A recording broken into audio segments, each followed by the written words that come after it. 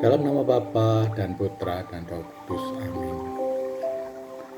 Bapak Ibu sekalian yang terkasih dalam Kristus, pada hari ini kita berjumpa lagi dalam Mutiara Sabda yang diambil dari surat Rasul Paulus kepada jemaat di Efesus, pasalnya yang keempat, ayat 1 sampai dengan ayat yang ke-6. Sebab itu aku menasihatkan kamu, aku, orang yang dipenjara karena Tuhan, supaya hidupmu sebagai orang-orang yang telah dipanggil berpadanan dengan panggilan itu. Hendaklah kamu selalu rendah hati, lemah lembut, dan sabar.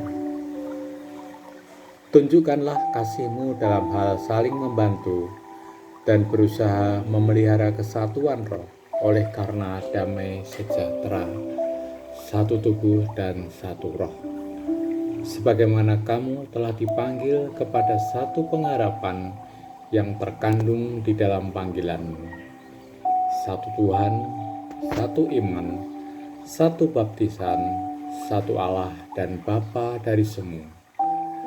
Allah yang ada di atas semua dan oleh semua dan di dalam semua. Demikianlah sabda Tuhan. Bapak Ibu sekalian yang terkasih dalam Kristus, Rasul Paulus memberikan nasihat penting tentang bagaimana kita sebagai orang percaya harus menjalani kehidupan kita. Dia memanggil kita untuk hidup dengan sikap yang mencerminkan panggilan kita sebagai anak-anak Allah. Bapak Ibu sekalian yang terkasih dalam Kristus, ada beberapa hal yang Rasul Paulus ajarkan kepada kita.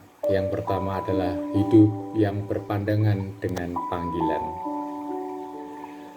Rasul Paulus mengingatkan bahwa kita telah dipanggil oleh Tuhan, dan oleh karena itu kehidupan kita harus mencerminkan panggilan tersebut.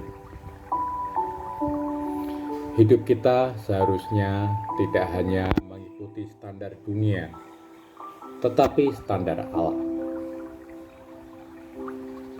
Dalam hal ini, kita harus menjalani hidup yang kudus, penuh kasih, dan menjaga kekudusan di hadapan Allah dan sesama.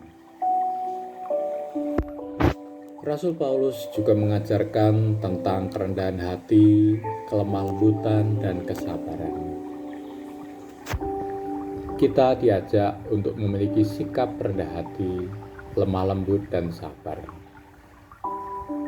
Hal ini bukanlah hal yang mudah, karena membutuhkan penyangkalan diri dan penguasaan diri. Tetapi dengan rendah hati, kita mampu menghargai orang lain dengan lemah lembut. Kita mampu mengasihi tanpa menyakiti, dan dengan kesabaran kita mampu memahami kekurangan orang lain. Rasul Paulus juga mengajarkan kita mengenai kasih dalam saling membantu. Kasih adalah dasar dari kehidupan orang percaya. Paulus mengajak kita untuk menunjukkan kasih dengan saling membantu. Ini berarti kita dipanggil untuk menjadi pribadi yang peduli, penuh empati, dan siap menolong sesama yang membutuhkan.